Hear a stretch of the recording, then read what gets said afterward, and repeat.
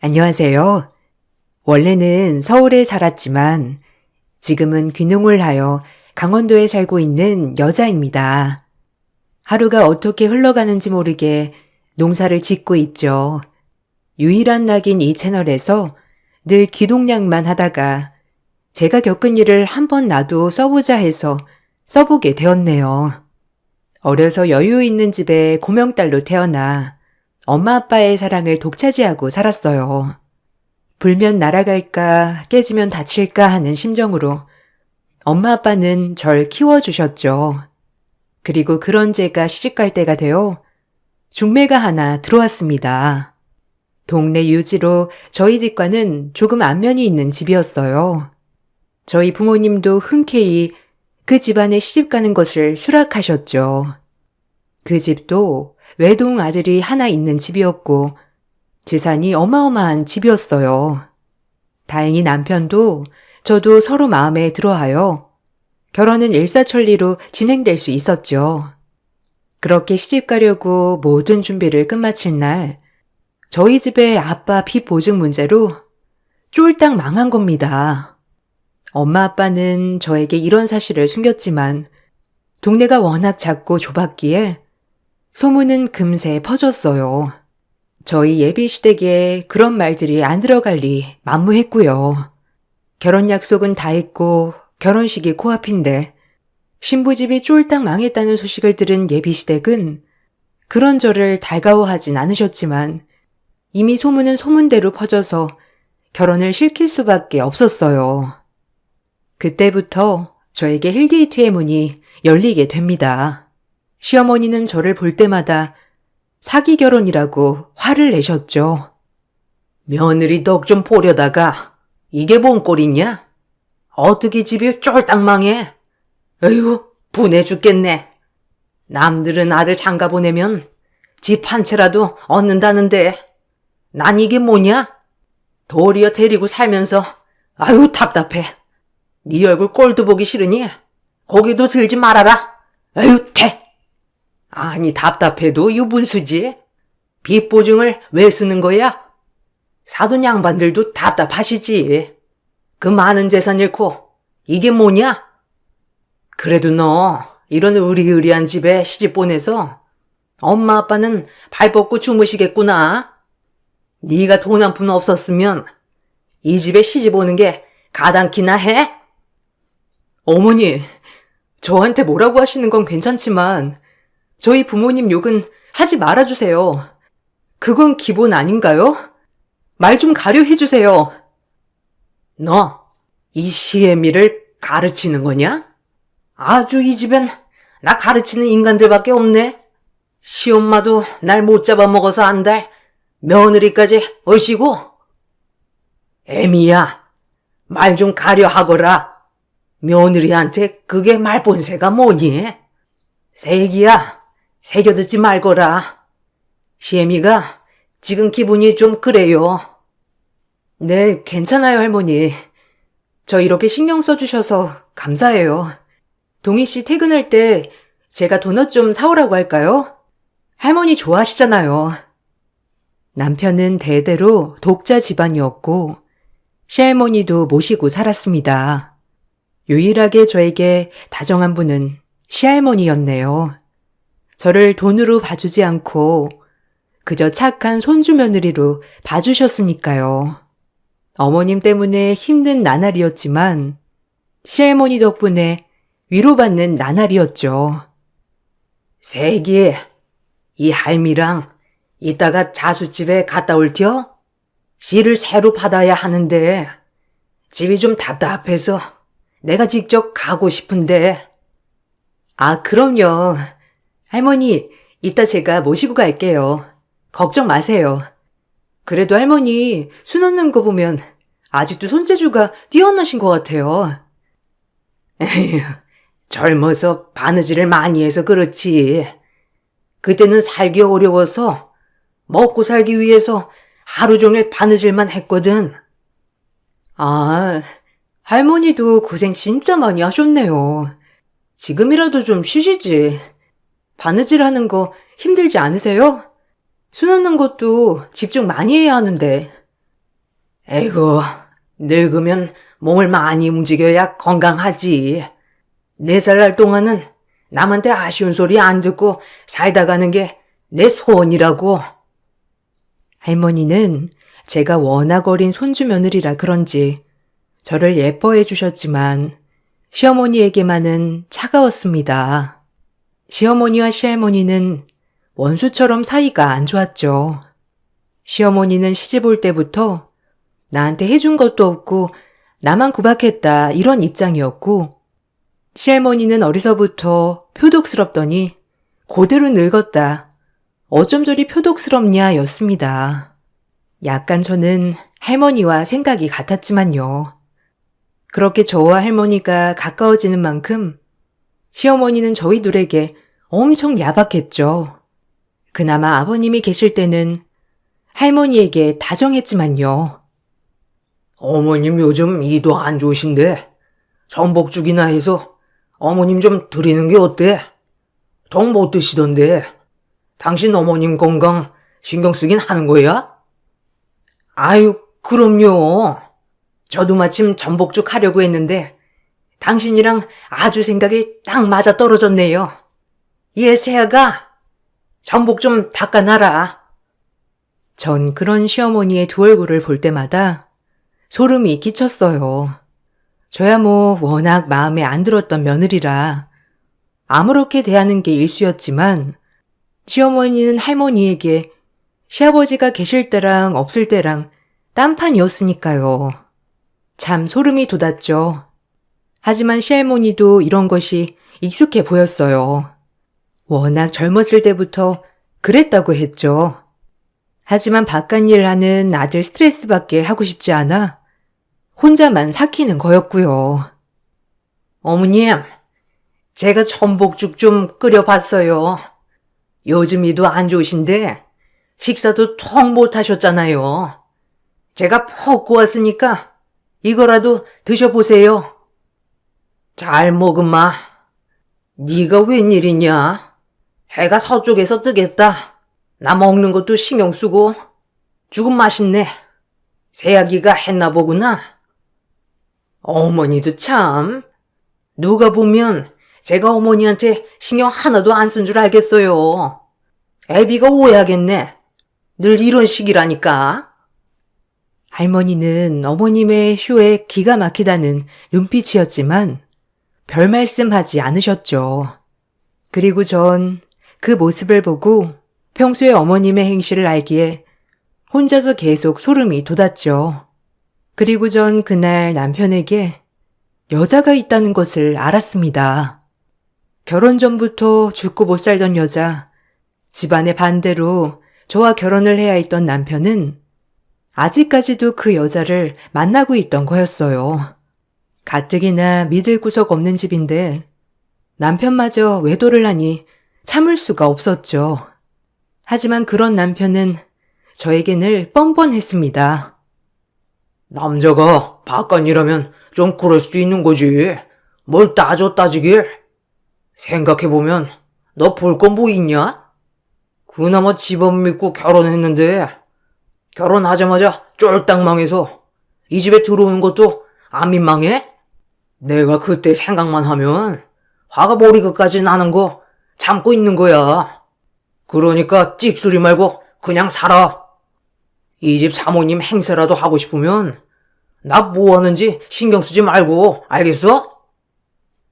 뭐라고? 그걸 지금 변명이라고 하고 있는 거야? 당신 그렇게 죽고 못 사는 여자 있었으면 난 자기랑 결혼 안 했어, 알아? 그럼 지금이라도 이혼해. 이혼하면 될 거 아니야. 내가 못할 줄 알아? 이젠 장인 장모 볼 것도 없어졌는데 내가 너랑 왜 사냐? 당신 정말 너무한다. 어떻게 나한테 미안하다고 말 한마디 없이 뻔뻔하게 나올 수가 있어? 그러고도 당신이 사람이야? 바람은 피우고도 당당한 남편을 보고 있자니 억장이 무너졌어요. 어려서 너무 곱게만 큰 제가 이런 일을 감당하기엔 너무 벅찼거든요. 하지만 절 더 힘들게 하는 건 다름 아닌 시어머니였습니다. 저희의 싸우는 소리를 듣고 저에게 엄청 화를 내시는 거였어요. 뭘 잘했다고 계집원성이 담장을 넘어? 남자가 사회생활하다 보면 실수할 수 있지. 네가 뭘 한다고 또박또박 말대답이야? 어머니도 같은 여자면서 어떻게 그런 식으로 말씀하실 수가 있어요? 입장 바꿔서 아버님이 바람 피웠으면 그러시겠어요? 뭐야? 나 참 기가 막혀서. 어디 시미한테 눈 동그랗게 뜨고 바락바락 대드는 거냐? 네 애미애비가 그렇게 가르치든? 엄마, 그만하세요. 제가 알아서 할게요. 그러니까 제가 결혼 안 한다고 했잖아요. 아유, 지겨워 진짜. 너도 그만해 이제. 바람은 피우고도 당당하게 나오는 시어머니와 남편을 보고 있자니 속이 뒤집어졌어요. 하지만 이 엄마는 할 수가 없었던 게 뱃속에 우리 아이가 자라고 있었기 때문이었어요. 전 그날 너무 큰 충격으로 복통을 호소하며 응급실에 갔습니다. 그리고 절박 유산이라는 판정을 받았어요. 절대 무리하지 말고 안정을 취해야 한다는 의사 선생님 말에 스트레스를 받지 않으려 노력했죠. 애기야, 괜찮냐? 사는데 무슨 땀을 이리 흘리는지.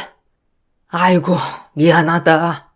내가 손주 새끼 하나 잘못 키워서 남의 귀한 딸을 울리는구나. 아니에요. 할머니가 잘못은요. 근데 제 뱃속에 우리 아기는 어쩌죠? 더 이상 스트레스 받으면 안 된다는데. 내가 지켜주마. 걱정 말고 넌 아기 생각만 하고 몸 편하게 있으렴. 에휴, 동이가 지엠을 쏙 빼닮았어. 닮지 말아야 할 것을 닮아버려서 어려서부터 그리 욕심 없는 애로 키우고 싶었건만. 욕심 많은 것도 돈 먼저 생각하는 것도 지엠이야. 완전 판박이. 에휴. 동희 씨가 전부터 만나던 여자가 있었던 것 같은데 할머니는 모르셨어요? 전 아마 알았으면 결혼 안 했을 거예요. 애미가 너희 집 돈 보고 무조건 너랑 결혼해야 한다고 추진하는 바람에 돈 욕심 많은 동이도 그 만나던 여자 내팽개치고 너랑 결혼한 거다. 결혼해보니 별 볼 일 없는 것 같으니까 다시 만나는가 보더라.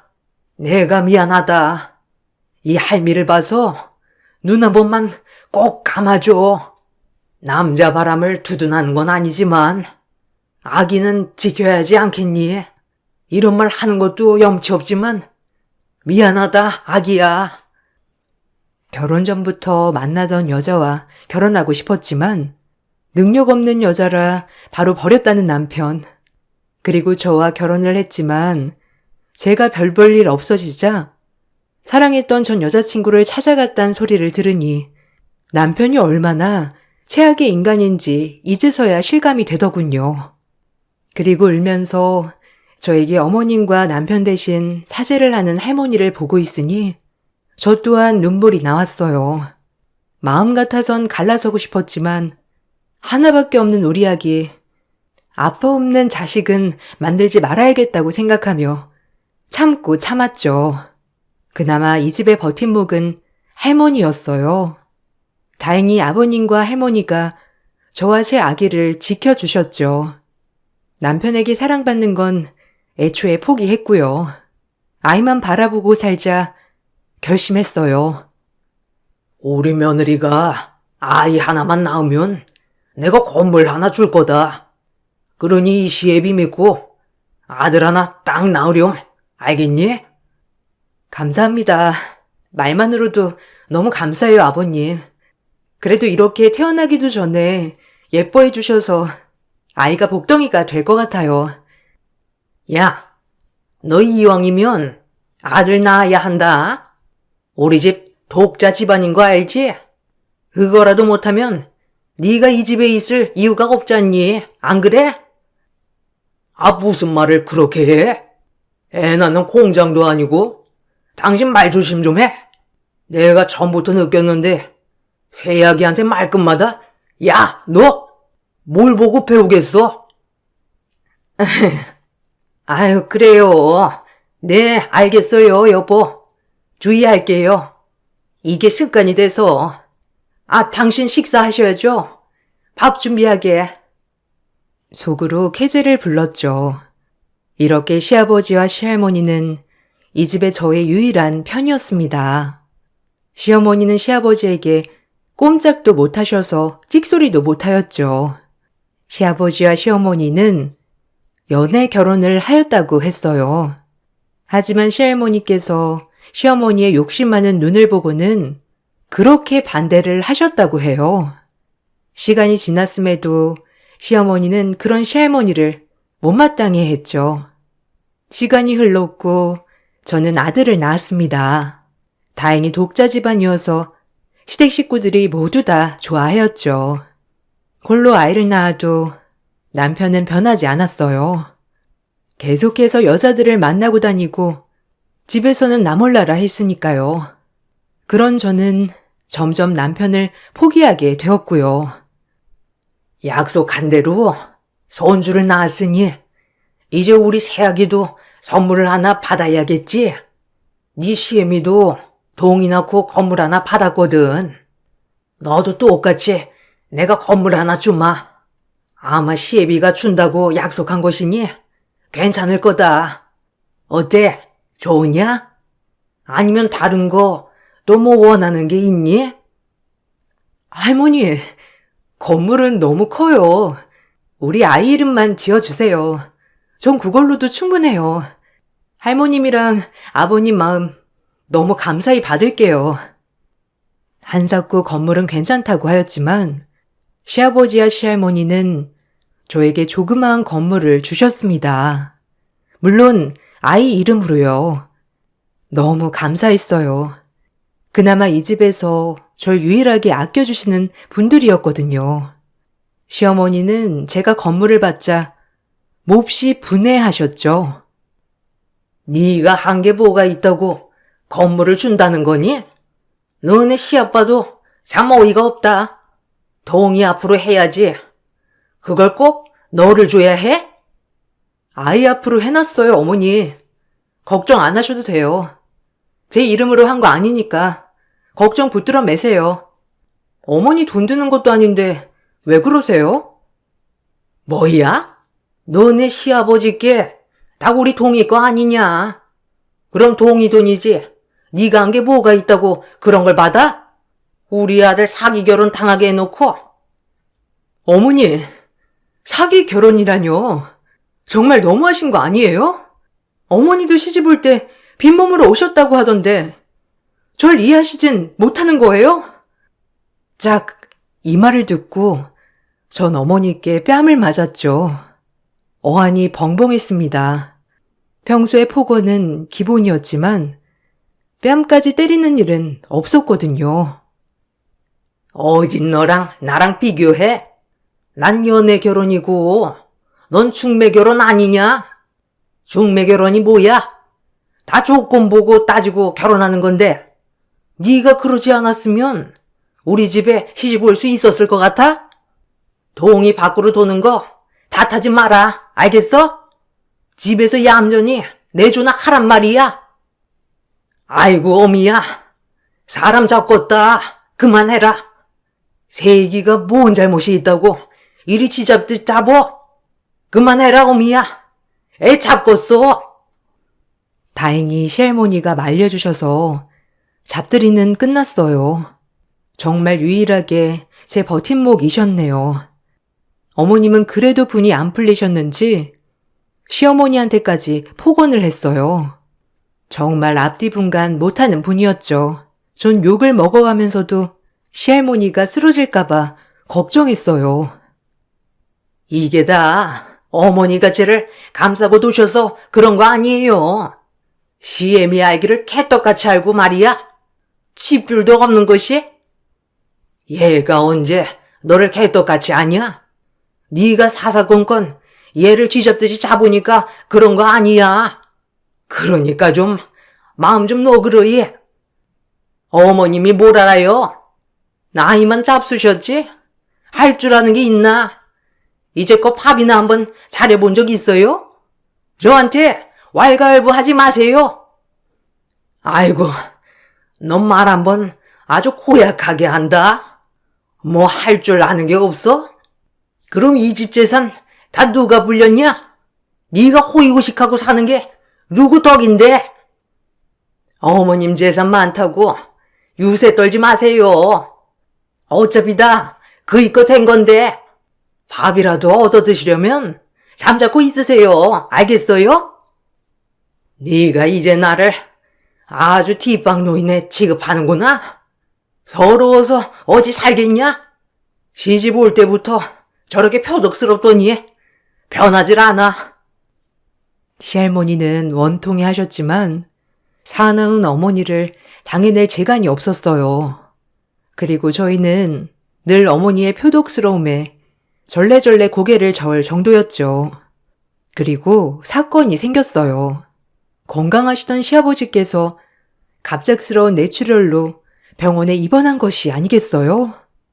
집안은 그야말로 난리가 났습니다. 시할머니는 워낙 고령이시라 이런 사실을 알게 되면 쓰러질 것 같아 말도 하지 못하였고요. 하지만 어머니는 무슨 이유에선지 아버님이 쓰러지신 것을 별 대수롭지 않게 여기셨죠. 꼭 감정 없는 로봇처럼 말이에요. 아버님 태어나시면 집에 있으셔야 할 것 같은데 그럼 할머님은 어쩌죠? 쓰러지실 것 같은데 혹시라도 무슨 일 생기면 어쩌죠? 노인네 죽을 때도 다 됐구만. 별걸 다 걱정한다. 넌 신경 쓰지 말거라. 때가 되면 죽어야지. 언제까지 살아있을 거야 정말? 어머니, 말씀이 지나치시네요. 할머니가 아무리 고령이지만 그래도 친정엄마 같으면 그렇게 말씀하실 수 있으시겠어요? 또 날 가르치지 아주. 너랑 뒷방 노인네만 아니면 나도 화 좀 가라앉을 텐데 내가 화가 가라앉을 틈이 없다 아주. 시어머니는 아버님이 쓰러지시자 기다렸다는 듯이 할머님에게 재산을 얼른 아들에게 양도하라고 강요했습니다. 무슨 꿍꿍이인지 엄청 재촉하셨죠. 시할머니는 어머님의 성화에 아주 못 견뎌 하셨어요. 저조차도 너무하다 싶었거든요. 어머니, 어차피 죽으면 동의아범 물려주실 재산 아니에요? 이거 미리 좀 달라는데 뭘 그렇게 안 들어주세요?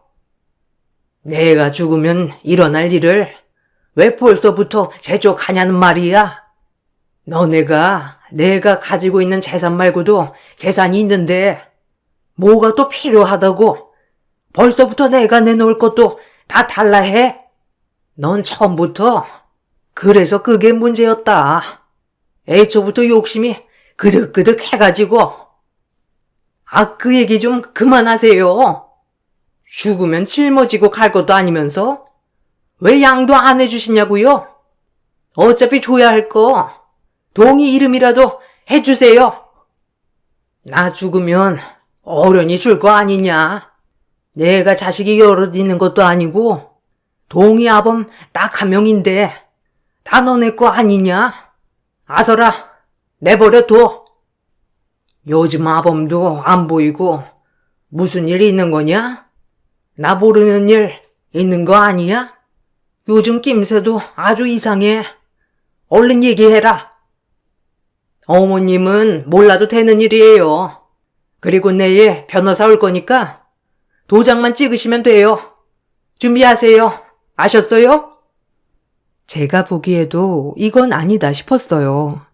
아버님 쓰러진 틈을 타 할머님이 가지고 있는 재산까지 지금 다 양도하라니요. 하지만 어른들 일에 쉽게 끼어들 수 없어 가만히 보고만 있었죠. 시할머니는 그렇게는 안 된다고 길길이 날뛰었지만 제 남편까지 합세하여 할머니 재산을 노리는 바람에 어쩔 수 없이 도장을 찍는다고 하였어요. 너무 안쓰러웠습니다. 힘없는 할머니가요. 그렇게 할머니는 도장을 찍었고 시어머니가 이런 일을 일부러 노린 건지 그 다음날 시아버지는 병환이 악화되어 돌아가셨어요. 시할머니는 아버님의 병환을 듣고 충격으로 쓰러지셨고요. 갑작스러운 아버님의 부재가 저희에겐 큰 충격으로 다가왔지만 어머니와 남편은 어느 정도 예상을 했는지 차근차근 장례 준비를 하였죠. 그리고 아버님의 장례가 끝이 나고 저희에겐 더 큰 일이 일어나고 있었습니다. 발인을 끝마치고 집으로 돌아오는 길, 시어머니가 저와 시할머니에게 어디 좀 가자고 하더군요. 어머님이랑 너, 나랑 좀 어디 가자. 어머님도 옷 챙겨 입으세요. 저희 갈 데가 있거든요. 추우니까 따뜻이 입으시고요. 어딜 간다는 거냐? 지금 애비 장례 끝나자마자 우리가 어딜 구경 갈 그런 게 아니잖니. 난 좀 쉬고 싶다. 할머님이 연세에 비해 매우 건강하시지만 연세가 99세셨기 때문에 지금은 많이 노쇠해지셨죠. 그리고 할머님은 가고 싶어 하지 않으셨어요. 그에 비해 어머님은 너무나도 빨리 가자고 재촉을 하셔서 저와 할머니는 나갈 채비를 준비해야 했어요. 어디 가시는 건데요? 그럼 우리 영철이는 어떡하고? 동희 씨한테도 말을 해야 할 것 같은데 저희 셋이만 가는 건가요? 저의 말을 묵살하시곤 혼자 차를 끌고 저희를 태워 도시 외곽으로 나갔습니다. 그리고 얼마나 달렸을까요? 고속도로 한 휴게소에 도착했습니다. 휴게소에 도착하자 어머님은 저희에게 화장실에 가자고 하더군요. 전 거동이 불편하신 시할머니를 모시고 화장실을 다녀온다고 하였죠. 그리고 할머니를 부축하여 화장실에서 나왔을 땐 시어머니 혼자 차에 타 저희를 기다리고 있었고요. 동희 아범도 죽고 없는 마당에 우리 이제 각자 갈 길 가야겠지요. 내 돈만 축내는 밥벌어지들. 이제 여기서 안녕합시다. 네? 어머니, 무슨 소리세요? 차문 여세요. 장난치지 말고. 할머님 많이 연로하신데 지금 뭐 하시는 거예요? 얼른 문 여세요. 시어머니는 그 한마디를 하고 떠났습니다. 저랑 할머니는 졸지에 휴게소의 낙동강 오리알 신세가 되었죠. 어이가 없더군요. 이게 지금 무슨 일이 일어난 거냐? 애미가 그냥 간 거야? 우리를 두고? 우리가 버림받은 거란 말이야? 하나 참. 그렇게 할머님과 저는 충격을 뒤로한 채 앞으로 어떻게 해야 할 건지 의논하였어요. 너무 노쇠해지신 할머님을 모시고 일단은 모텔방을 잡았습니다. 방을 잡으면서도 이게 맞는 것인가 하는 의문이 들었지만 방도가 없었죠. 전화를 받지 않는 남편 그리고 시어머니. 한참이 지나서 연락이 닿은 남편의 말이 저희를 더욱더 아프게 했습니다. 이게 어떻게 된 거야? 지금 우리 버림받은 거야? 자기도 어머님이랑 함께 동조한 거지? 나는 그렇다 치고 어떻게 할머니한테 그럴 수 있어? 어차피 노망난 노인네 아니야. 그리고 이제 죽을 때도 됐는데 그렇게 예뻐하는 손주 며느리가 임종까지 보면 좀 좋아? 뭐? 어떻게 말을 그렇게 할 수가 있어? 당신 할머니잖아. 인간 말종인 줄은 알았지만 이게 고려장이지 뭐야? 알아서 생각해. 다신 전화하지 마, 알겠어? 이제 죽이 되든 밥이 되든 둘이 의지하고 살아. 영철이도 볼 생각 말고. 남편은 그 말을 끝으로 전화를 끊었어요. 그리고 전 할머니를 뵐 면목이 없었죠. 그런 할머니는 모든 걸 예상했다는 듯이 입을 열기 시작했습니다. 의외로 할머니는 시어머니가 언젠간 이럴 줄 알았다는 그런 말씀을 하셨어요. 그 말씀이 더 놀라웠네요. 내 이럴 줄 알았다. 요망한 것. 그럴 줄 알고 다 대비를 해놨지. 아가는 걱정 말거라. 나쁜 것. 아가야, 미안하다. 다 내가 손주 교육을 잘못 시켰지. 그동안 마음고생한 것도 모자라 너까지 이렇게 팽당하는구나. 미안하다, 정말. 아니에요, 할머니. 몸 걱정 먼저 하세요. 그럼 일단 내일부터는 어떻게 할까요? 전 괜찮지만 할머니는 잘 드시고 잘 쉬셔야 해요. 내일 서울에 가서 김문현 변호사를 만나거라. 그 사람이랑 얘기하면 될 거다. 그럼 다 해결될 거야. 그러니 너무 걱정 마. 변호사요? 이분은 저희 집에 자주 드나드는 변호사님 아니세요? 아, 일단 알겠어요. 내일 꼭 뵙도록 할게요. 그렇게 전 할머니 말씀대로 다음날이 되어 저희 집 변호사님을 찾아갔습니다. 김문현 변호사님은 할머님이 이런 일을 대비하여 많은 준비를 해놨다고 하셨죠. 처음부터 재산 보고 이 집에 시집온 시어머니를 단번에 알아보신 시할머니는 그때부터 절대 시어머니에게 재산이 안 가게끔 철저히 준비를 해놨다고 했어요. 그리고 아버님이 돌아가시기 전에 물려주신 재산들은 인감도장이 아니라 다른 도장이라고 하셨죠. 할머님은 모든 걸 예상해 놓은 거였어요. 아버님 앞으로도 재산 설정을 아직 해놓은 상태가 아니기 때문에 모든 재산은 시어머님이 남편을 낳고 받은 건물 외에는 전부 시할머니 앞으로 되어 있었죠. 그걸 모르고 모든 재산을 아버님에게 넘긴 줄 아는 시어머니는 아버님이 돌아가시자 그 재산이 본인과 아들인 제 남편에게 돌아갈 것을 생각하여 할머님을 내친 거였어요. 저도 마찬가지고요. 전 변호사님에게 이 얘기를 듣고 시할머님이 놀라웠습니다. 그리고 정말 성견지명을 하셨다는 게 대단해 보였죠. 할머님이 정말 대단하시네요. 전 꿈에도 몰랐어요. 그럼 저흰 어떻게 되는 거예요? 아니 그럼 어머님은 그것도 모르고 지금 신나하시고 있는 거예요? 그래도 변호사님이 할머님 편에 있어주셔서 너무 감사드려요. 정말 막막했는데 다행이에요. 저도 할머니께 학교 다닐 때부터 후원받던 장학생이거든요. 당연히 할머님 옆에 있어드리는 게 맞는 거죠. 제 할머니처럼 모셨고요. 시할머니는 생전 좋은 일을 많이 하셨기 때문에 이렇게 노년에도 복을 받는구나 했어요.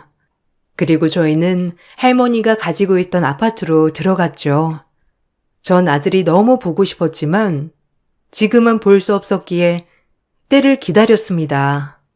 그렇게 저와 할머니가 복수의 칼날을 갈고 있을 무렵 할머님은 한 해를 넘어 100세가 되셨어요. 그리고 저희는 그 모자가 가장 신이 났을 때 그 집을 찾아갔어요.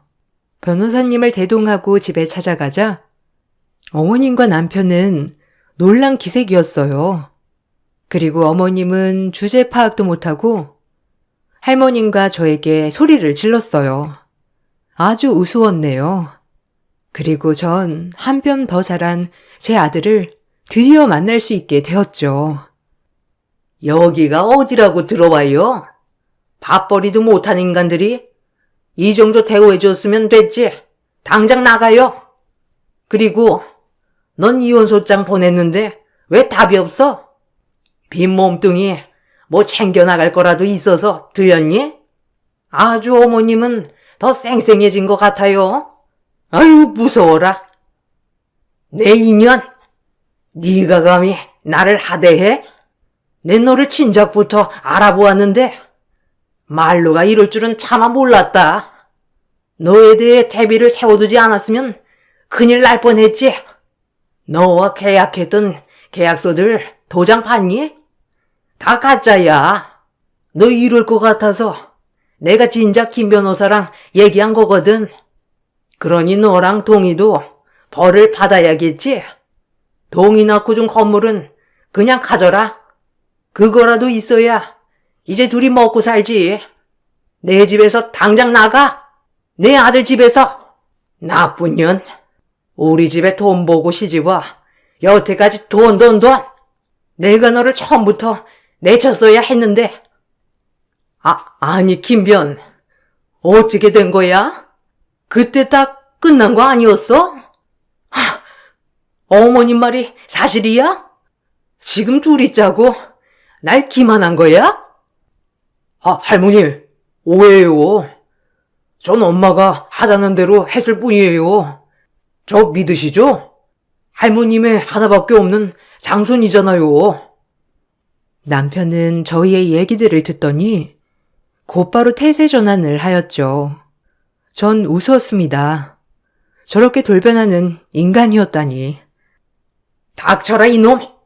손자라 믿었는데 너까지 그럴 줄은 몰랐다. 동희야, 빗줄도 날 버리는데 비도 안 섞인 우리 새아기가 나를 얼마나 살뜰히 챙기던지 내 모든 재산 새아기랑 우리 증손자한테 양도할 거다. 김 변호사, 내 도장 가지고 오지. 그렇게 할머니는 모든 재산을 저와 제 아들에게 양도해 주셨어요. 어안이 벙벙했어요. 너무 저에겐 가분했거든요. 어머니, 노망 나셨어요? 우리 동희도 아니고 어떻게 처년한테 모든 걸 다 줄 수가 있어요? 영철이는 그렇다 치지만 어머님 하는 행동 좀 보세요. 애초부터 전 어머님이 믿음직스러운 인간이 아니라고 알고 있었지만 이런 식으로 뒤통수 칠 줄은 정말 몰랐어요. 이혼해 드릴게요. 뭐가 무섭겠어요? 뭐가 됐든 우리 영철이는 제가 키울 겁니다. 그리고 할머니 돌아가시는 그날까지 제가 모실 거니까 그런 줄 아세요. 어디 꼴랑 건물 한 채 있는 걸로 잘 해먹고 사셔보세요. 본인 발등 본인이 찍었으니까요. 시어머니는 그제야 모든 게 잘못했다고 직감했는지 시할머니 앞에 무릎 꿇고 싹싹 빌었습니다. 할머님의 마음이 돌아설리는 만무했고요. 그리고 모든 재산이 이제 저와 제 아들에게 가자 남편도 갑자기 태세 전환을 하며 셋이 같이 잘 살아보자고 말도 안 되는 소리를 하더라고요. 기가 막혔네요. 정말 어쩜 어머님이랑 하나부터 열까지 똑같은지 이해가 가지 않았습니다. 내가 미안해 여보. 우리 셋이 엄마 구속 없이 살자. 앞으로 내가 잘할게. 제발. 그러니까 마음 좀 돌려줘 제발. 너네 엄마가 나랑 할머니 버릴 때 너 뭐라고 했니? 넌 영철이 아빠 될 자격도 없는 인간이야. 어디 그년이랑 잘 먹고 잘 살아봐. 그리고 어머니, 아들이 보고 뭘 배웠겠어요? 할머니 고르장이나 하는데 아들이라고 어머님 늙으면 가만히 있을까요? 어디 한번 둘이 잘 지내보셔요. 그럼 전 이만 갑니다. 이제 변호사 통해서 저 할머니한테 말씀하셨으면 좋겠네요. 이 말만을 남기고 전 아들을 데리고 할머니와 같이 차를 탔죠.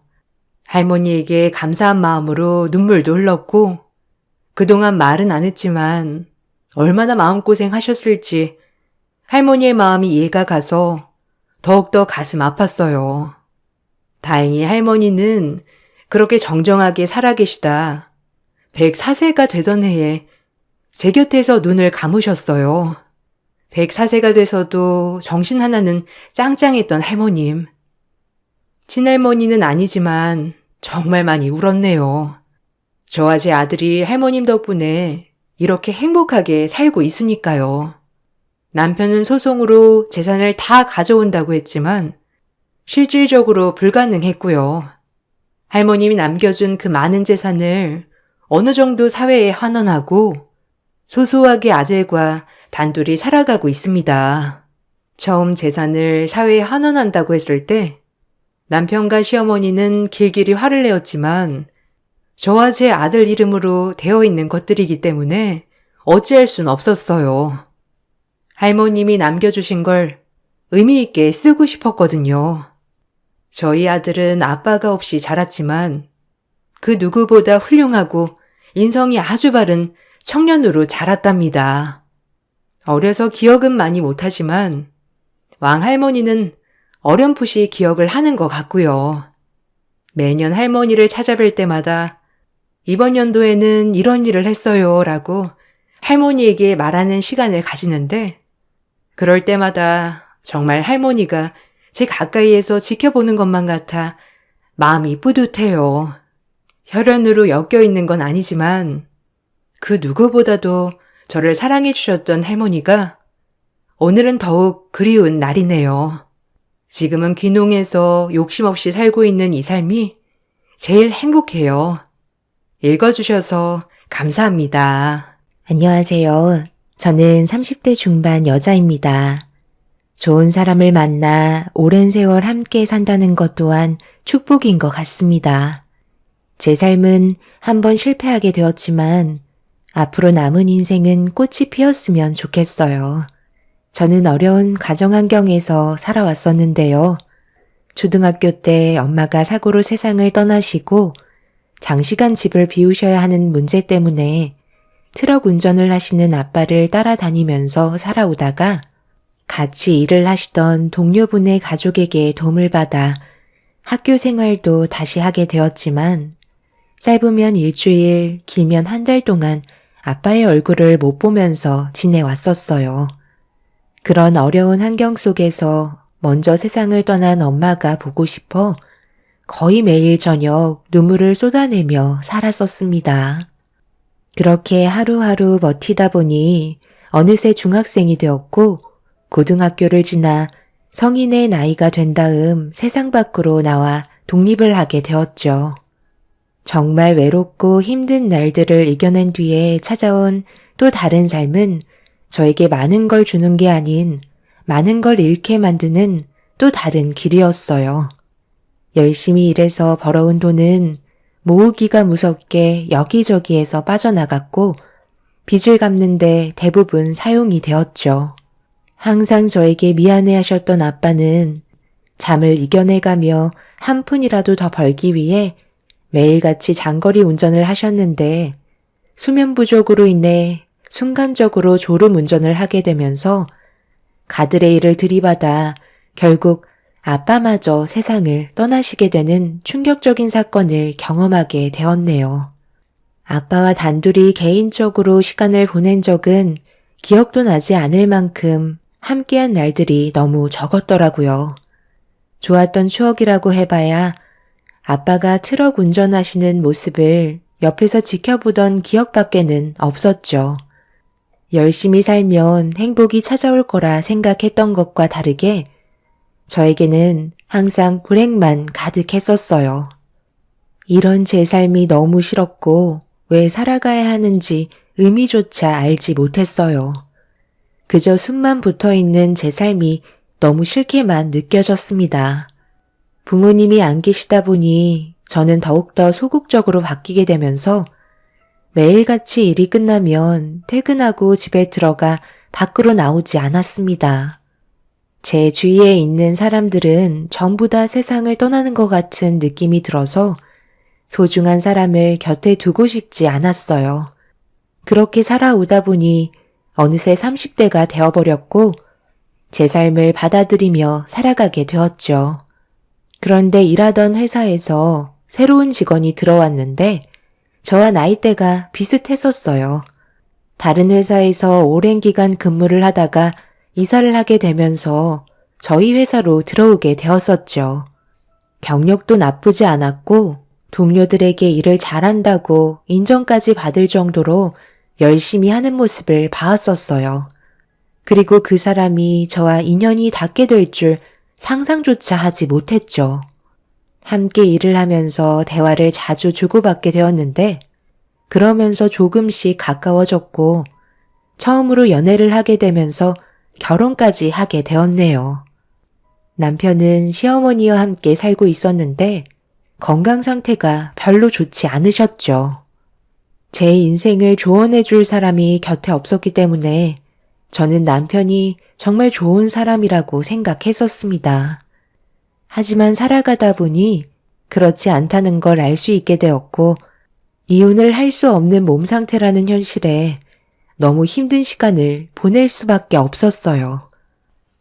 지금 뭐라고 그랬어? 임신? 당신 약 안 먹었어? 어떻게 임신이 될 수 있는 거지? 우리는 상황이 안 좋아서 아기를 낳으면 안 된다고 얘기했었잖아. 우리 엄마 하나 간병하는 것도 얼마나 힘든데 임신까지 하게 되면 앞으로 돈 나갈 때가 훨씬 많아지잖아. 당신이 나랑 결혼하고 회사를 그만두면서 수익이 줄었는데 입 하나 더 딸리면 얼마나 신경 쓰이는 줄 알아? 나 혼자서 임신이 된 것도 아닌데 왜 내 탓을 하는 거야? 그리고 회사는 어머님 간병 때문에 하도 사정을 해서 어쩔 수 없이 그만두게 된 거잖아. 나도 이런 불안정한 가정 환경 속에 임신을 하게 된 게 좋은 줄 알아? 어쩔 수 없는 상황이니까 받아들일 수밖에 없잖아. 당신이 그렇게까지 정색하지 않아도 출산하면 회사로 복귀할 테니 걱정하지 마. 누가 회사에서 당신 받아준다고 했어? 그냥 쓸데없는 말 하지 말고 어머니 간병이나 신경 써. 그래야 내가 집안일에 관여를 안 할 거 아니야? 요즘 보면 어머니 안색도 많이 안 좋으신데 조금이라도 불편한 거 있으시면 신경 좀 써드리고. 내가 당신이랑 결혼한 이유가 어머님 간병이나 보려고 당신 택한 줄 알아? 임신한 나한테 어떻게 그런 말을 할 수가 있어? 내가 지금 얼마나 힘든지 당신은 알아? 병원에서도 오래 버티지 못하실 것 같다고 해서 별로 도움이 되지도 않는 약만 드리다 보니 매일 고통받고 계신데 당신은 어머님이 걱정도 안 되는지 술이나 퍼먹고 들어오고 집안의 가장으로서 참 잘하는 짓이다. 우리 아빠는 예전에 가족을 위해 잠 한숨 못 자가면서 얼마나 열심히 살아오셨는지 알아? 그렇게 미련하게 행동하시니까 결국 세상을 떠나신 거지. 나처럼 회사에서 쌓인 스트레스 술로 풀고 즐기면서 살아야 삶의 질이 높아지는 거야.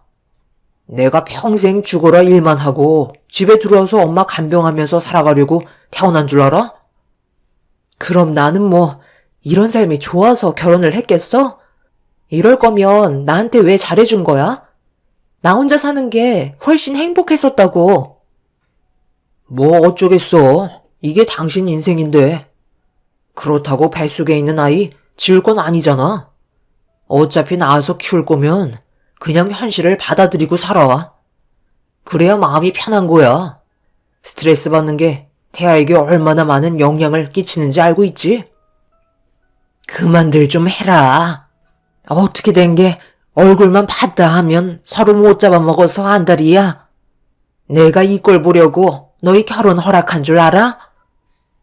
하루가 멀다 하고 남편과 싸우는 일은 점점 더 많아지고 있었어요. 이런 삶이 매일 지속되다 보니 저도 점점 지치게 되면서 남편과 그만하고 싶은 마음을 지울 수가 없었죠. 제가 어쩔 수 없이 결혼 생활을 이어가는 건 뱃속에 아이도 있지만 한 번 만든 인연 쉽게 끊어낼 수 없다고 시모와 함께했던 소중한 순간들이 제 발목을 잡고 있었습니다. 남편과 함께하는 시간보다 시모와 함께 지내는 시간이 훨씬 길었기 때문에 그만큼 정도 많이 들었던 것 같아요. 더군다나 췌장암으로 힘들어하셔서 제 마음이 더 안 좋게 다가오고 있었죠. 하필 시어머니는 제 어렸을 적 저희 엄마와 느껴지는 분위기가 너무 비슷했었어요. 그래서 더 마음이 쓰였고 몸 상태가 좋아지시길 간절히 바랐었습니다. 하지만 시간이 지날수록 시모는 버티기 힘들어 하셨고 저 혼자 남겨질 걸 생각하니 마음이 아프셨는지 쉽게 눈을 감지 못하셨어요. 매일 하시는 말씀이 제가 너무 불쌍하다며 미안하다는 말을 반복하셨네요. 이런 힘든 상황 속에 남편이 하루빨리 정신을 차리고 정상적인 삶으로 돌아간다면 더는 바랄 게 없다고 생각했었어요. 큰 거를 바라는 것도 아닌데 한 번 사는 인생 제 마음대로 되는 게 하나도 없어 우울증은 날이 갈수록 심해졌고 남편의 날뛰는 모습은 저를 더욱더 힘들게 만들었습니다. 이런 생활을 반복해서 살다가는 저도 제정신이 아닐 것 같아 모처럼 일찍 퇴근한 남편과 진지하게 대화를 주고받았어요. 하지만 제가 원하는 답을 쉽게 주지 않았습니다. 당신은 가사를 하고 나는 밖에서 사회생활을 하는데 도대체 뭐가 문제라는 거야? 우리 엄마 간병하는 게 그리 싫어? 지금 내 말 뜻을 못 알아먹는 거야? 당신이 회사에서 힘들게 일하는 거 내가 모르는 거 아니잖아. 그런데 어머님이 하루가 다르게 몸 상태가 점점 안 좋아지고 계시는데 언제까지 이런 식으로 살아갈 수는 없는 거 아니야? 당신은 어머님이 세상을 떠나셨으면 좋겠어? 나는 우리 부모님이 내 곁을 떠나셨을 때 정말 하늘이 무너질 것처럼 너무 괴롭고 슬펐는데 당신은 어머님을 짐처럼 생각하는 것 같아. 그래도 당신을 낳아주신 분이잖아. 그럼 기본적으로 해야 될 도리는 하고 다른 일을 하는 게 맞는 거 아니야? 나도 점점 배가 불러오고 몸도 무거워지는데 그래도 남자인 당신이 조금이라도 도와준다면 우리 모두 행복하게 살아갈 수 있을 거라고. 내 뱃속에 있는 우리 아이한테도 앞으로 좋은 아빠 엄마가 되어야 할 텐데 언제까지 불평만 늘어놓고 살 수는 없잖아. 내가 이렇게까지 부탁하는 건 정말 너무 힘들어서 그래. 도와줄 수 있는 거지? 생각 좀 해볼게. 솔직히 나 당신이랑 결혼하기 전에 정말 많이 힘들었거든. 회사에서 생활하는 게 즐거울 정도였어. 집에만 오면 고통받고 있는 엄마의 모습을 보고 있는데 한숨밖에 안 나오더라고. 그런데 당신이랑 결혼을 하고 나서부터 이제야 숨통이 좀 트였는데 이것까지 양보하라는 건 너무한 거 아니야? 조금만 더 고생해줘. 의사가 그랬잖아. 길어야 몇 달이라고. 약으로 버티는 것도 한계가 있다는데 목숨줄 부여잡아 봤자야. 시간이 다 해결해 주니까 그때 돼서 여행도 좀 가고 우리끼리 좋은 시간 보내면 되잖아. 뱃속의 아이도 신경 써서 키우면 되는 거니 몇 달만 더 참아봐. 당신 지금 그게 말이라고 하는 거야? 그러니까 어머님이 하루라도 빨리 세상을 떠나셨으면 좋겠다는 거네? 누구 때문에 당신이 이 세상에서 살아 숨쉬고 있는 건데 조금의 감정도 없이 그런 막말을 아무렇지도 않게 뱉는 거야? 이런 사람이었다는 걸 미리 알았다면 나는 당신이랑 결혼도 하지 않았을 거야. 앞으로 투명 인간 취급하면서 살 테니까 모든 건 혼자서 알아서 해. 당신이랑 엮여있는 모든 것들 하나도 도와주지 않을 거니까. 내가 그동안 살면서 알았던 사람들 중에 남편이라는 당신이 이 세상에서 제일 모진 사람 같아. 차라리 이렇게 살 바엔 그냥 이혼하고 각자의 삶으로 돌아가는 게 훨씬 낫겠어.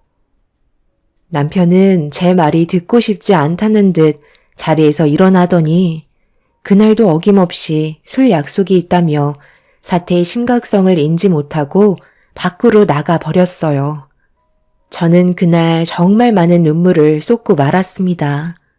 화가 나기도 했지만 뱃속에 있는 아이한테 저런 사람을 아빠라고 소개해주고 싶지 않았어요.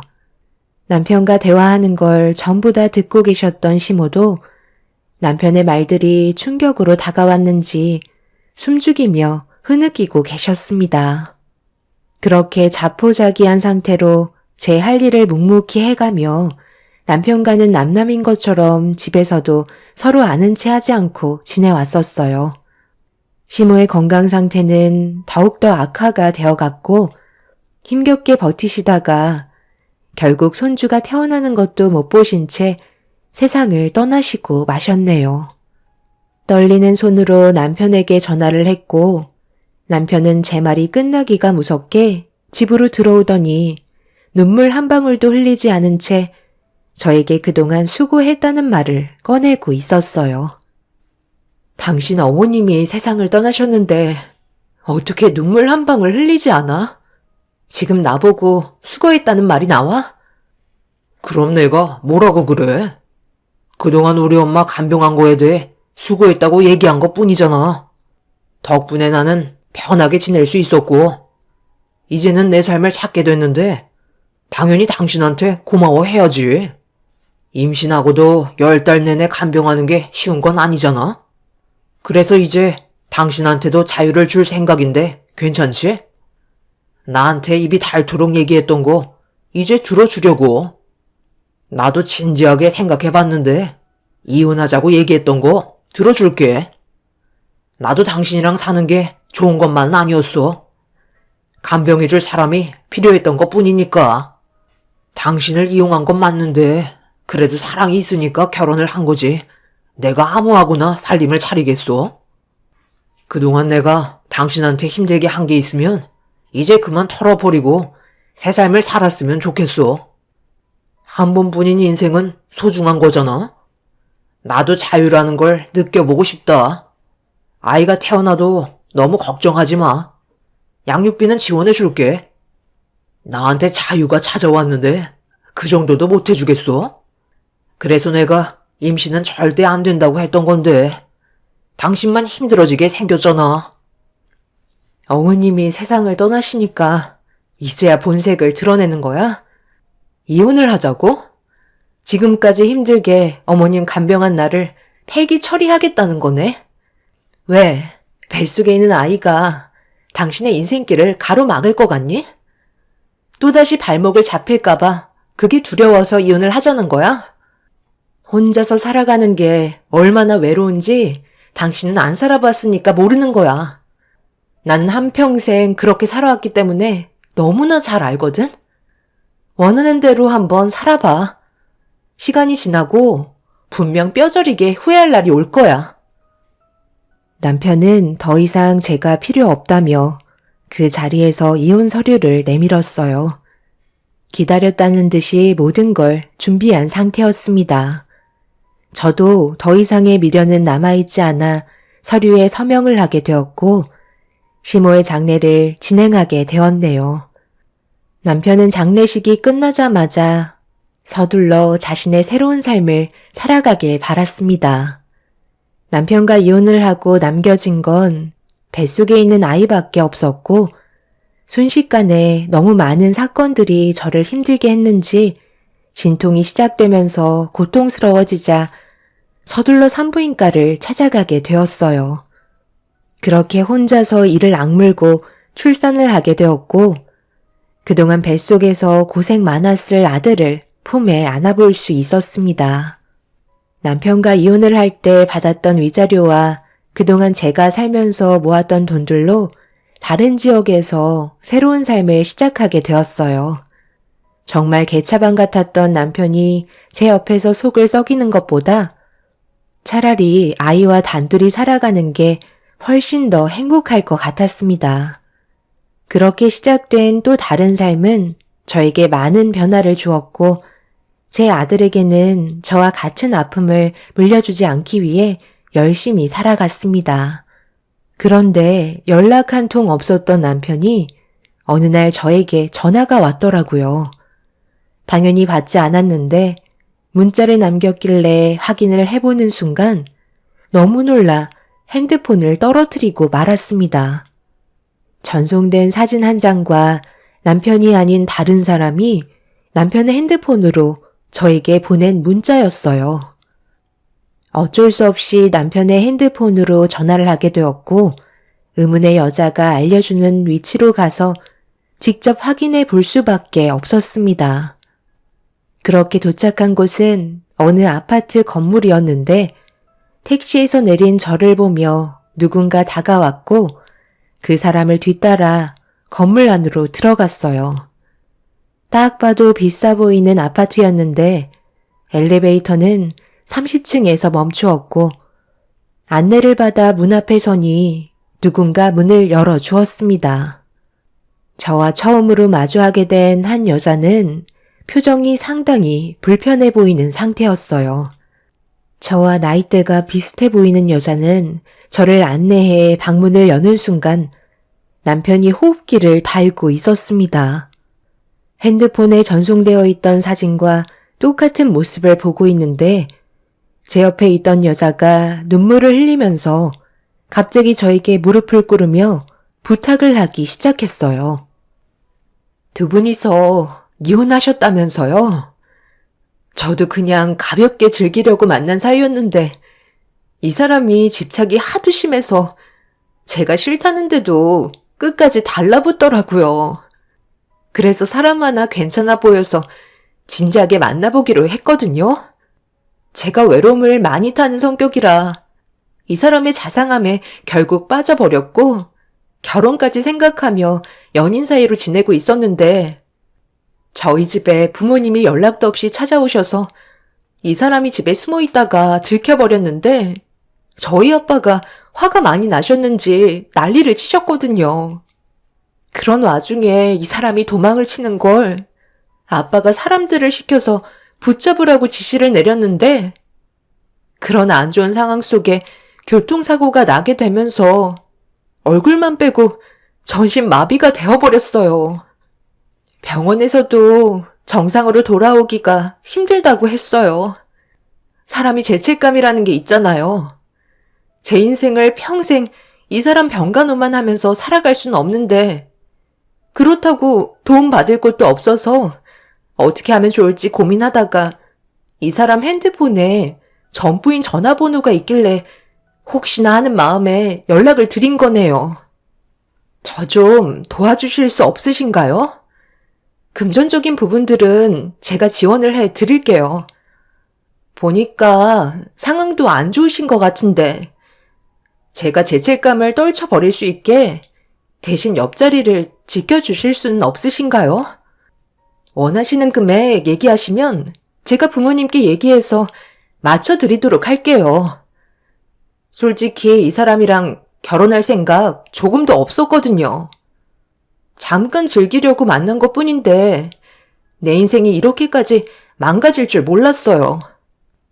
여기 아파트가 그래도 상당히 비싼 아파트거든요. 거기에다가 로열층이라 사시는 데는 문제 없을 거예요. 이 사람 인생을 대신 책임져 주신다면 이 집 바로 드릴 수 있어요. 사람 하나 살린다 생각해 주시면 안 될까요? 둘이 좋아서 즐기고 만난 걸 처음 본 여자는 저에게 뒤수습을 해달라고 어이없는 말을 늘어놓고 있었습니다. 너무 갑작스러운 말이라 저는 아무 말도 못하고 있었죠. 남편은 병원에서 수술을 끝낸 뒤 이 여자가 병원에 들락거리는 걸 부모가 원치 않아 자리를 옮긴 듯 보였어요. 손가락 하나 까딱할 수 없을 정도의 처참한 모습을 하고 눈을 감은 모습의 남편을 보고 있는데 정말 한심해 보였죠. 자유의 몸이 됐다고 기뻐하던 사람이 몇 달 만에 얼굴만 빼고 전신 마비가 되어 있는 상태로 제 앞에 누워 있는 걸 보니 그동안 저한테 주었던 아픔에 대한 업보 같았습니다. 여자는 잠시 뒤 남편이 깰 거라면서 대화할 수 있는 시간을 주겠다며 자리를 피해 주었어요. 저는 아무 말 없이 그 모습을 지켜보고 있는데 잠시 뒤 남편이 고통스러운 얼굴로 눈을 떴고 힘겹게 누군가를 부르길래 제가 남편 앞에 모습을 드러냈습니다. 정말 한심하다. 자유를 찾겠다던 놈이 결국 이 꼴을 하고 누워있는 거야? 그러게 왜 하지도 않던 짓을 해서 이런 끔찍한 상황까지 만들어? 내가 뭐라고 그랬어? 언젠가 후회할 날이 찾아올 거라고 했지? 손가락 하나 까딱할 수 없을 정도라며? 얼굴만 빼고 전신이 마비가 되었다는데 저 여자가 나한테 도와달라고 하더라. 자신이 가지고 있는 재력으로 내 인생을 사겠다는 거야. 내가 당신을 책임지면 금전적으로 보상을 해주겠대. 여기 아파트도 꽤 비싸 보이는데 그냥 주겠다고 하더라. 그런데 내가 어머님 병간호 정말 힘들었거든? 당신이 조금도 도와주지 않아서 그때만 생각하면 너무 끔찍한데 저 여자는 내가 그동안 어떻게 살아왔는지 모르는 것 같더라고. 당신의 병간호를 내가 대신 해주길 원하고 있어. 한마디로 더 이상 데리고 놀 필요가 없어진 당신을 나한테 돈을 주고 폐기 처분하겠다는 거야. 정말 웃기지 않아? 인생이라는 게 이런 건가 봐. 결국 자기가 저지른 잘못된 행동에 대해서는 분명 그에 따른 처벌이 뒤따른다는 거야. 당신도 이런 꼴이 될 줄 전혀 몰랐지? 그때는 내가 정말 미안해. 지금 생각해보니까 당신한테 그동안 못된 짓만 골라서 한 것 같아. 충분히 후회하고 반성하고 있어. 내 옆에 있어주면 안 될까? 많은 거 바라지 않을게. 부탁이야. 그래도 우리 좋았던 기억들도 많잖아. 미안하지만 나는 당신 옆에서 평생 동안 수발들며 살고 싶지 않아. 저 여자도 지금 당장 나한테 모든 걸 떠넘기고 싶어서 금전적으로 지원해준다고 하지만 시간 좀 지나면 또 다른 모습으로 나를 대하겠지. 그동안 얼마나 아픈 경험을 많이 해왔는데 두 번 다시 똑같은 삶을 반복하고 싶지 않아. 당신의 인생이 곤두박질 치는 걸 내 두 눈으로 똑똑히 볼 거야. 어떻게든 살려고 발버둥 쳐봐. 그래야 내가 그 모습을 보면서 더욱더 열심히 살아가지. 사람 목숨 참 즐기다더니 그냥 세상 떠나면 될 것을 끝까지 여러 사람 피곤하게 만드는구나. 여자도 당신의 그 더러운 혀 때문에 속아 넘어간 피해자 중 한 사람이겠지. 그런데 어쩌겠어. 이런 경험을 해봐야 앞으로의 인생을 더욱더 조심해서 살아가지 않겠어? 더 이상 할 말 없으니까 일어나 보도록 할게. 전 남편은 눈물을 흘리면서 제가 떠나지 않길 바라고 있었습니다. 하지만 더 이상 미련도 없었고 돈 때문에 또다시 남편과 엮이고 싶지도 않았어요. 여자는 정말 많은 돈을 준다고 했지만 증명된 것도 아니었고 사람 마음 언제 변할지도 모르기 때문에 힘들 것 같다며 인사를 한 뒤 집 밖으로 나섰습니다. 그제서야 본성을 드러낸 여자는 저에게 막말을 퍼붓기 시작했네요. 무슨 여자가 왜 이렇게 의심이 많아? 더럽게 안 넘어오네. 그쪽이 전부인이라 그래도 조금이나마 좋았던 감정이 남아있을 것 같아 불구가 된 저 사람 떠넘기려 했는데 그게 그렇게 싫었어? 하기야. 저 인간이 뭐가 그렇게 중요하다고 내가 많은 돈을 지어주겠어? 지나가다가 마주치지 않았으면 좋겠네요. 다시 한번 얼굴 마주하게 되면 그땐 나도 그쪽을 어떻게 할지 장담할 수 없거든요. 보는 눈만 없었어도 저 옆에 똑같이 누워있게 만들 수도 있다고. 세상이 그쪽이 원하는 대로 마음처럼 되는 줄 아세요? 돈이면 다 되는 줄 아는 당신이 잘못된 거죠. 원래 부유하게 자란 사람들은 전부 다 돈으로 해결하려 하나요? 어떻게 할지 모른다고요? 한번 해보세요. 그런다고 내가 눈 하나 깜빡할 줄 알아요? 여자는 화가 머리끝까지 올라왔는지 가만두지 않겠다며 난리를 쳤지만 갑자기 들어온 여자의 부모님을 보고 화들짝 놀라면서 더 이상 아무 말도 하지 못했습니다.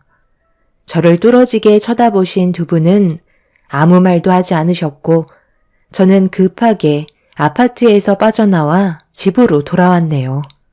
하마터면 제 인생까지 말아먹을 수 있었던 순간이라 온몸이 떨려왔어요. 분명 남편은 오래가지 못해 세상을 떠날지도 모르겠네요. 돈 많은 사람들이야 그런 거 하나쯤은 아무것도 아니겠죠. 저는 그날 이후로 핸드폰 번호도 바꾸고 혹시 몰라 다른 곳으로 다시 이사를 하게 되었습니다. 제 아이를 지키기 위해 선택해야 될 일이었죠.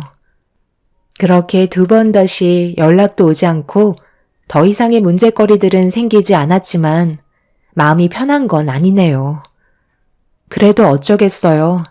제가 전 남편을 도와줄 마음이 전혀 없었고 배신감이 너무나도 컸기 때문에 전신마비가 되어 있는 모습을 봐도 전혀 동요되지 않았습니다. 그 사람이 살아있는 동안 저와 돌아가신 시모에게 했던 행동들에 대해 충분히 뉘우치며 뼈저리게 후회했으면 좋겠어요. 제가 원하는 건 그거 하나네요. 앞으로 제 아이와 함께할 남은 인생은 꽃길만 펼쳐졌으면 좋겠어요. 여러분들의 삶에도 언제나 축복이 함께하길 기원드리겠습니다. 감사합니다. 안녕하세요. 저는 35살에 일반 직장을 다니고 있는 여자입니다. 제가 여기에 사연을 신청한 이유는 그날의 사건을 도저히 잊을 수 없어 이렇게라도 하지 않으면 엄마의 억울함이 그냥 묻힐 것 같아 글을 쓰게 되었습니다. 남편과 저는 결혼한 지 3년 차에 아이는 없어요. 저희는 한 마을에서 알고 지내며 살아왔어요. 엄청 가까운 사이는 아니었고 가끔 마을 행사 있을 때 어쩌다가 마주칠 정도였어요.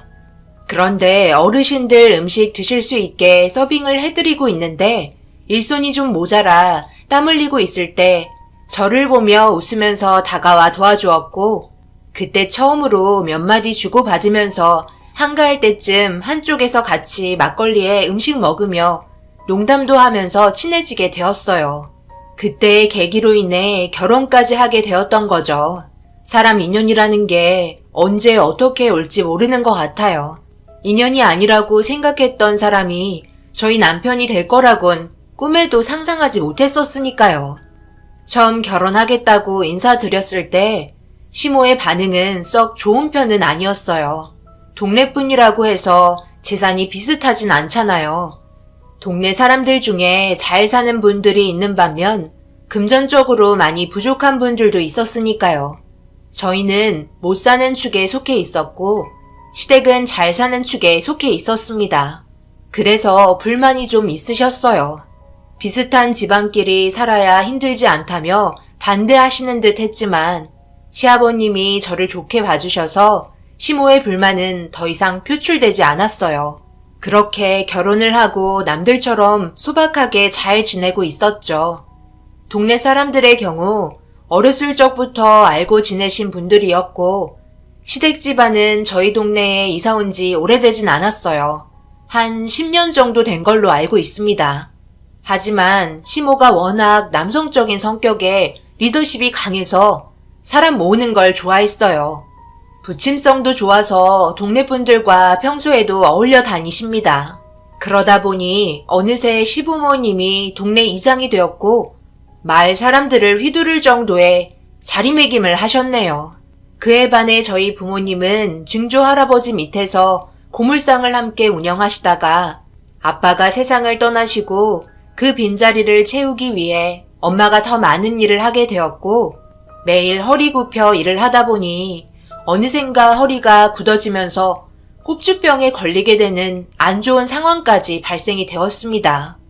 하지만 부모는 언제나 그렇듯 제 뒷바라지를 해주려고 매일같이 손에 기름때를 묻히며 허리 숙여 일을 하셨고 그런 엄마의 고생을 알기에 일찍이 취업에 뛰어들어 엄마의 고생을 덜어드리고 싶었습니다. 어느 정도 빚도 있는 상태라 하루를 궁핍하게 살아야 했지만 그래도 제가 일을 하면서부터 숨통이 트이기 시작했고 증조 할아버지도 돌아가시면서 고물상을 혼자 운영하시다가 더 이상 버티기 힘드셨는지 처분을 하게 되었어요. 그렇게 엄마는 고물상 일을 젊은 나이에 결혼을 하셔서 거의 40년이라는 세월 동안 일을 하셨어요. 그 전에 일찍 그만두었으면 좋겠다고 몇 번을 얘기했었지만 힘들게 살아온 세월에 때 묻은 곳이어서 그런지 쉽게 그만두지 못했었어요. 하지만 엄마도 몸에 한계가 왔는지 결국 처분하셨고 처분한 재산으로 남은 인생 좋지 않은 몸으로 하루하루 요양을 하면서 지내고 있습니다. 병원에서 엄마의 몸 상태에 대해 치료를 할 수 있는지 해결 방법을 찾으려 했지만 오랜 세월 천천히 진행되어 오면서 발생된 병이기 때문에 정상으로 돌이키기에는 어렵다는 진단을 받게 되었어요. 그렇게 허리 굽은 채로 지내시면서 하시던 일을 안 하셔서 그런지 온몸 여기저기 쑤시기 시작하셨고 집에서만 쉬는 게 답답하셨는지 동네 사람들과 어울리기 시작하시면서 이런저런 일도 도와주기도 하고 도움도 받으며 지내다가 시부모님과도 알고 지내게 되었어요. 저보다 먼저 어느 정도 알고 있었고 그때는 그냥저냥 인사 정도 하는 사이였지만 저와 남편이 결혼한다고 했을 때 시모는 불만을 내비쳤지만 아버님께서 다 큰 자식들의 선택에 너무 개입하지 말라며 서로 행복하게 살기만 바래주라고 격려해 주시면서 아버님이 뒤에서 밀어준 덕분에 저희는 결혼을 하게 되었던 거예요. 이런 상황 속에 평소 내색은 안 하지만 둘이 있을 때 시모의 인성이 나왔고 말 한마디 한마디가 제 뼈를 때릴 정도로 가슴 아팠습니다. 결혼을 했다고 해서 너희도 동네 행사에 참석 안 하면 안 되는 거 잘 알고 있을 텐데.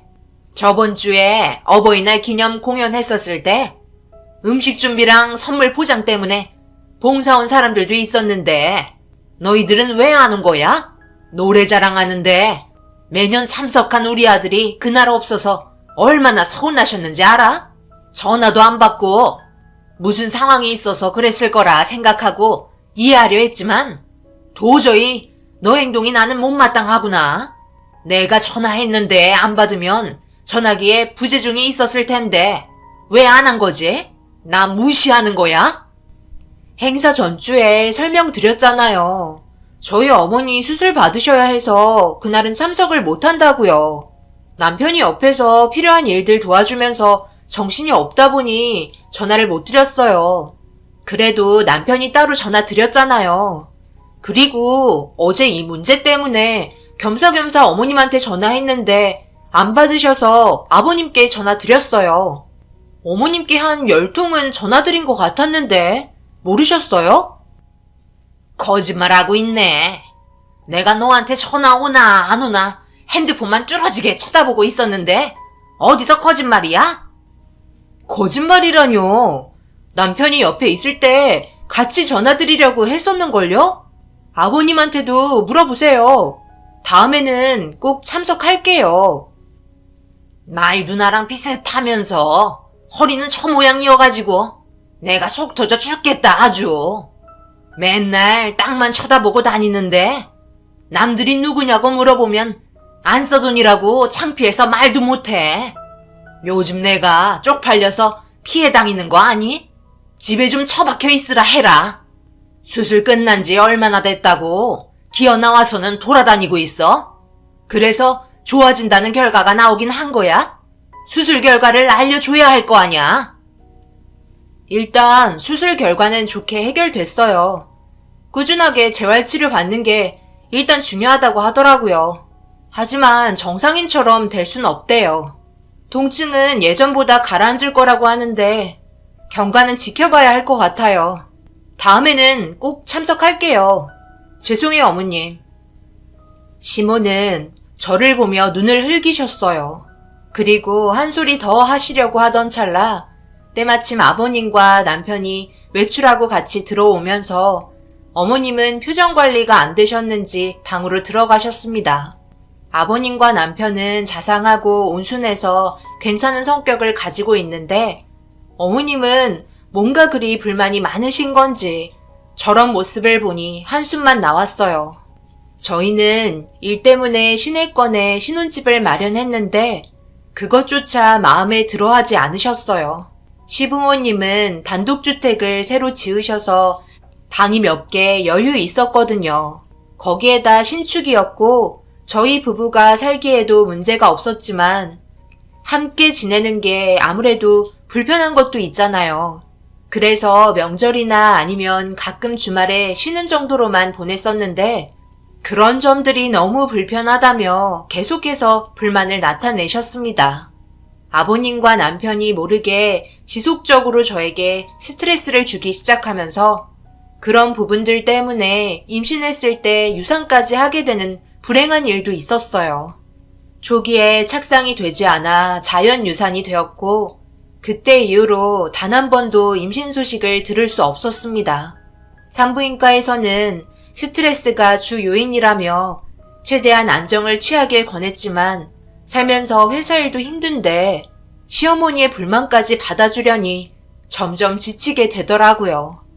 남편에게도 그동안 겪었던 문제들에 대해 얘기를 하게 되면 한동안 조용하셨다가 기회를 봐서 더 심하게 화를 내니 차라리 말을 안 하는 게 더 좋을 것 같다고 판단을 하게 되었어요.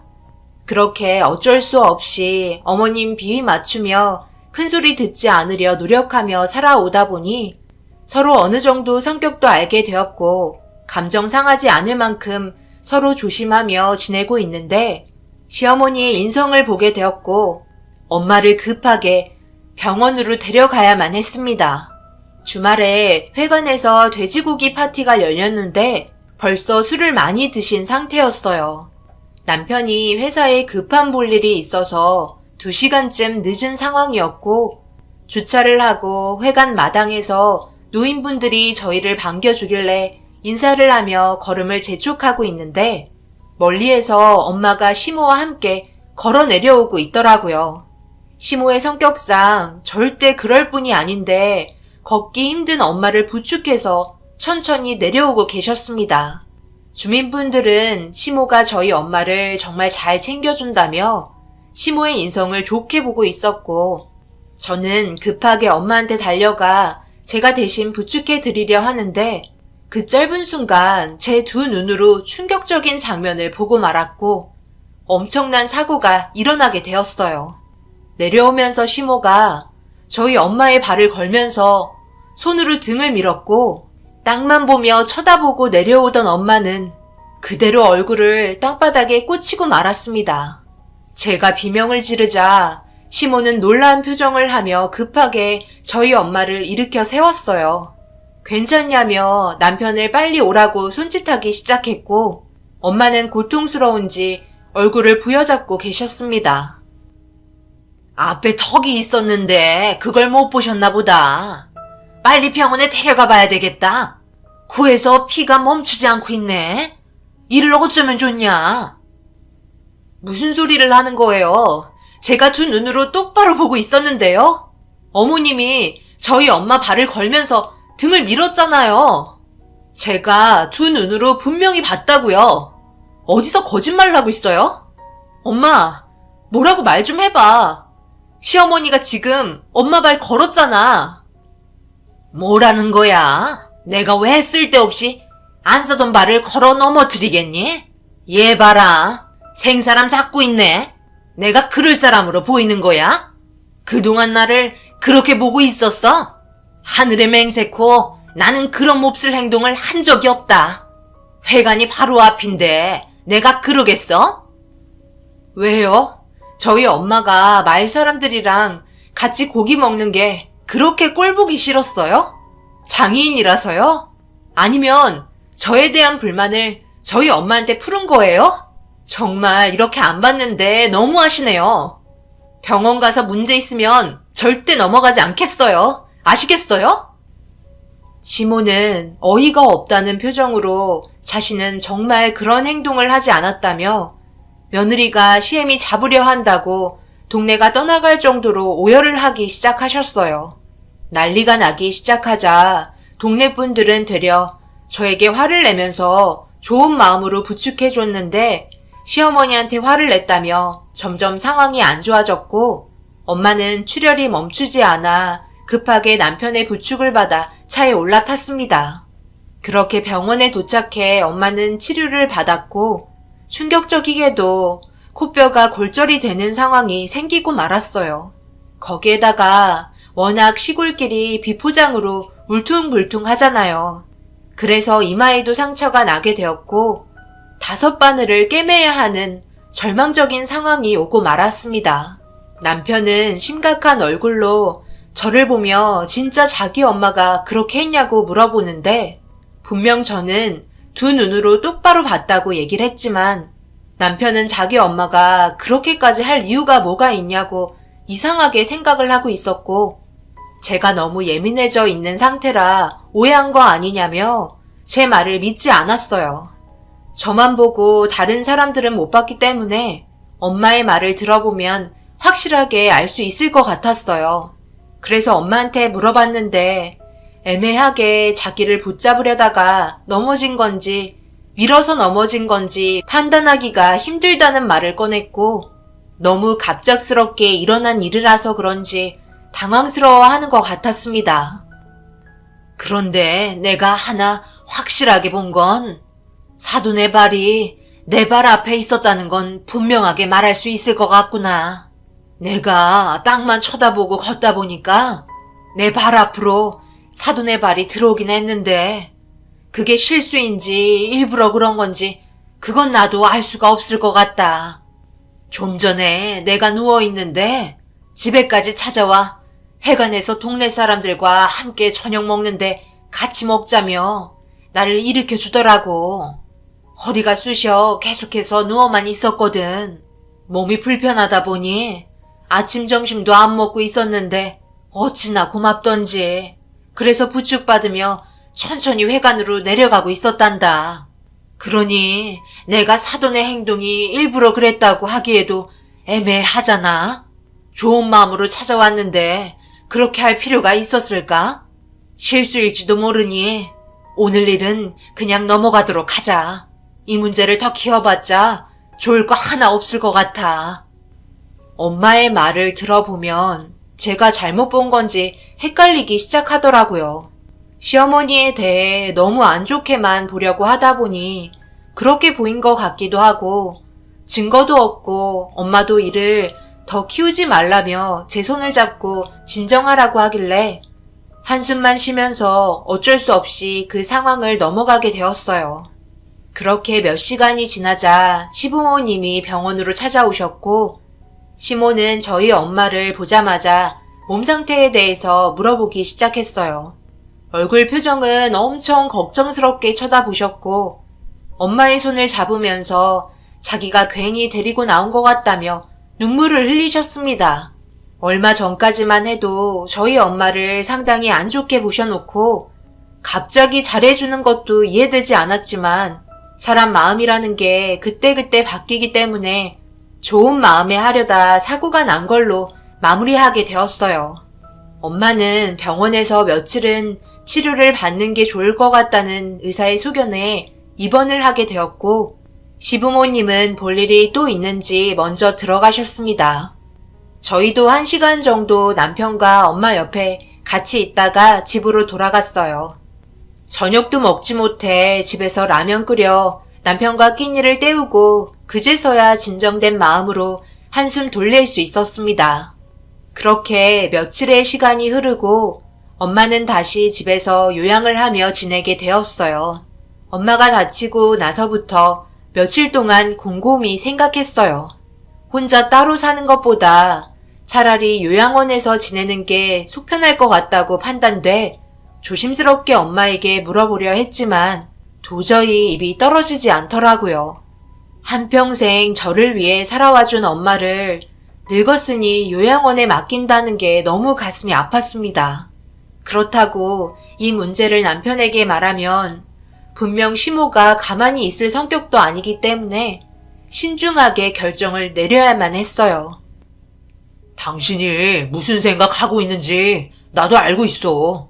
그렇다고 장모님이 우리 집에 함께 지내시는 것도 불편하실 거야. 그리고 당신이랑 나도 장모님과 함께 생활을 하다 보면 분명 스트레스 받는 일이 생기기도 할 테고. 그럼 당신이랑 감정적으로 좋지 않은 일들이 없을 거라고는 생각되지 않아.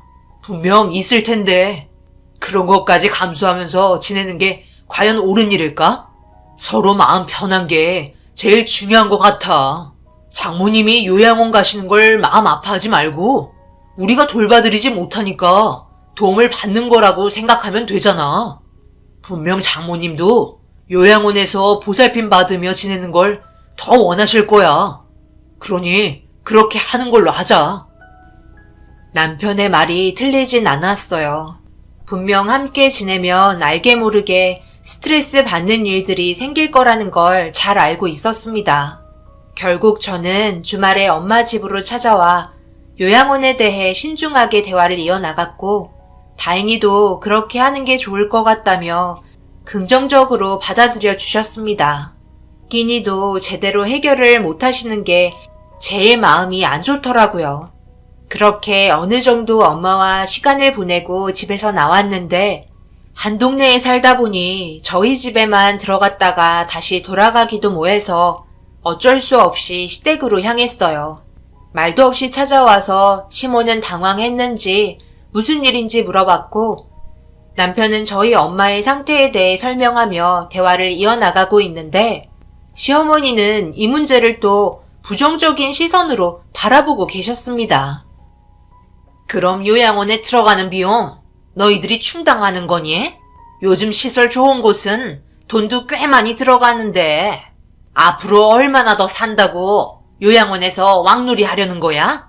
나도 늙으면 자식들한테 요양원에 들어가겠다는 말 하지 않을 것 같은데 집 놔두고 무슨 요양원이야? 집에서 지내다가 세상 떠나면 되지. 그렇게 해서 얼마나 더 오래 산다고 자식 등골이나 빼먹으려 하는지. 말이 좀 심하신 거 아니에요? 그리고 요양원 비용은 제가 지불할 거니까 어머님은 신경 쓰지 마세요. 제가 판단하고 결정할 문제예요. 어머님은 한평생 건강하게 살아갈 수 있다고 생각하시는 거예요? 말 조심하세요. 다 돌아가게 될 날이 온다고요. 이번에는 엄마가 말이 좀 심하긴 하셨어요. 제 아내의 어머니인데 그런 식으로 말하는 건 제 이미지까지 깎아내리는 거 잘 아시죠? 그런 것들은 차라리 속으로 생각하세요. 저희도 충분히 상의한 내용이고 생활하는데 문제없이 지낼 수 있으니까요. 시모는 아들이 자기 편 안 들어줬다고 신경질적으로 나오기 시작했어요. 한도 끝도 없는 시모의 불만이 너무 싫었습니다. 괜히 온 것 같아 저 먼저 밖에서 기다리겠다며 현관을 나섰고, 남편도 제 눈치를 살피더니 따라 나섰어요. 집으로 오는 동안 이렇게는 살고 싶지 않아 답답한 마음에 눈물이 흘렀고, 남편은 미안하다며 한숨만 쉬고 있었네요. 인생을 달리 살았던 사람과 결혼하고 함께 살다 보니 마음에 안 맞는 부분들이 분명 있다고 생각해요.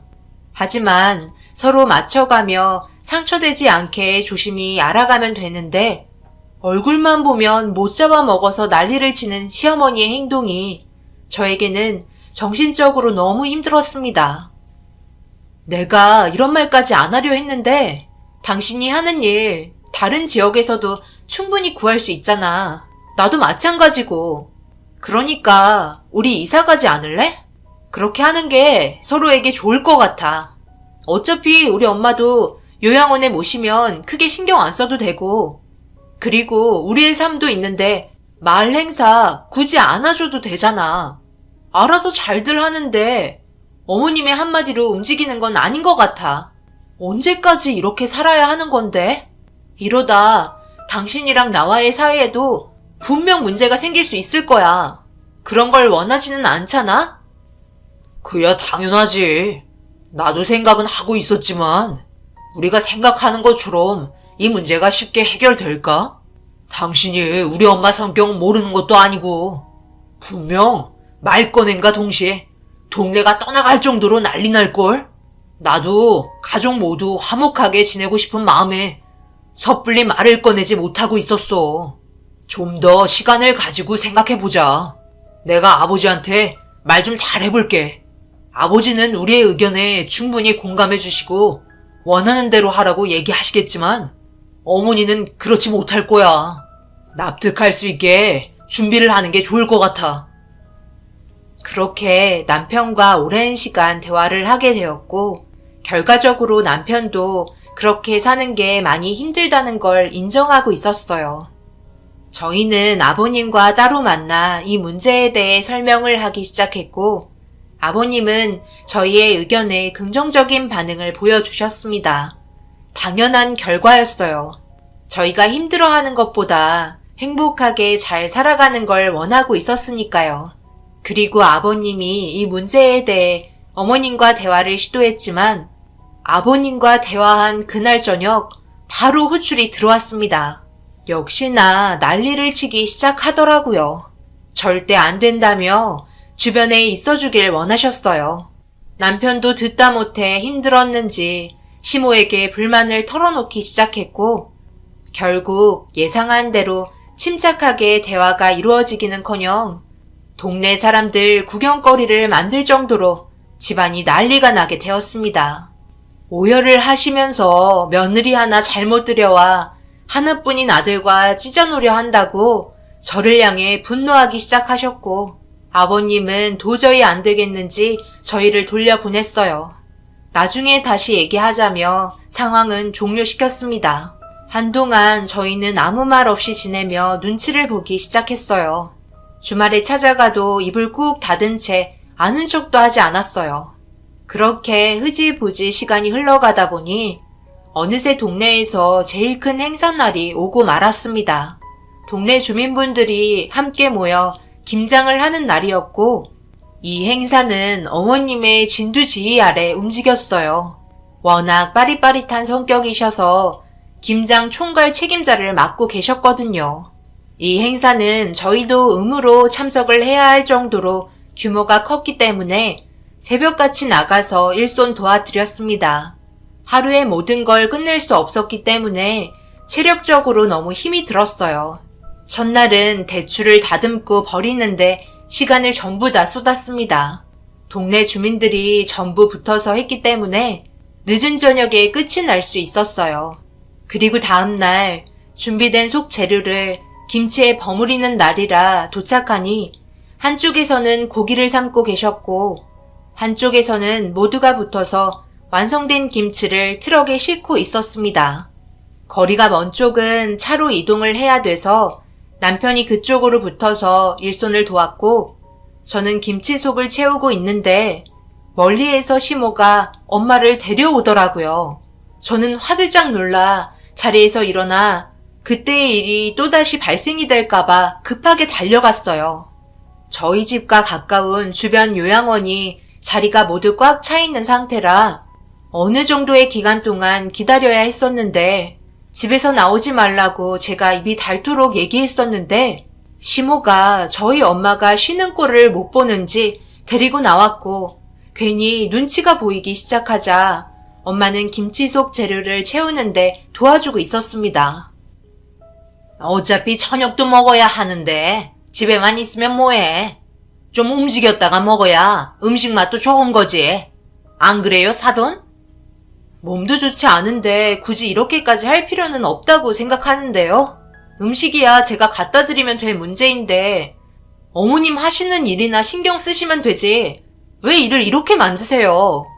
저희 엄마가 집에서 쉬는 게 그렇게 꼴보기 싫은가 봐요. 다 너희 엄마 걱정해서 하는 건데 왜 불만을 갖고 그러니? 바깥 공기도 쐬면서 같이 저녁 먹으면 얼마나 좋아? 그렇잖아도 주민분들이 벌써 저희 엄마 김치랑 고기 준비해 주셨어요. 아직 코뼈도 다 낫지 않았으니까 들어가도 되잖아요. 무슨 소리니?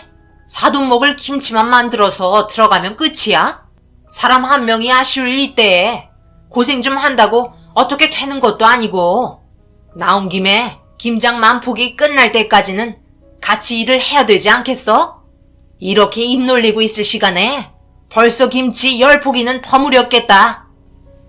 제가 화가 머리끝까지 올라오자 엄마는 제 손을 붙잡으며 고개를 절레절레 흔들었고 시간이 더 늦어지기 전에 빨리 끝내는 게 좋을 것 같다며 엄마도 묵묵히 일손을 도와주셨습니다.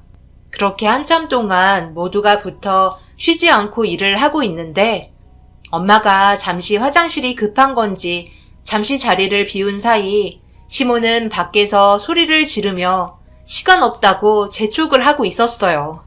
모두가 열심히 일을 하고 있는 그때 밖에서 비명소리가 들려왔고 급하게 밖으로 나가는 순간 엄마가 쓰러져 있는 걸 발견하고 말았어요. 트럭에 쌓아두었던 김장김치가 박스에 담겨 있었는데 우르르 쏟아져 있는 상태였고 엄마는 그 밑에 쓰러져 있었습니다.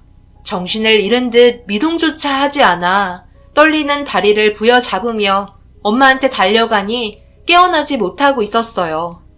남편은 급하게 119를 불렀고 어떻게 된 상황인지 아무도 모르고 있었습니다.